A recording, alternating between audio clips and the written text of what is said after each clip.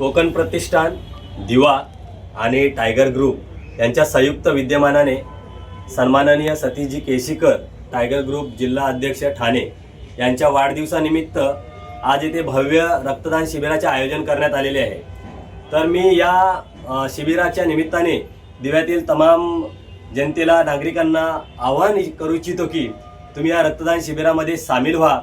आमचे सतीशजी केशीकर आहेत, यांचे जवळजवळ 5वं वर्ष आहे की ते आपल्या माध्यमातून आणि कोकण प्रतिष्ठान आणि टायगर ग्रुप यांच्या माध्यमातून वेळोवेळी जे समाज कल्याणकारी योजना आहेत, जे समाजासाठी उपयोगी येणाऱ्या काही योजना आहेत ते वेळोवेळी राबवतात।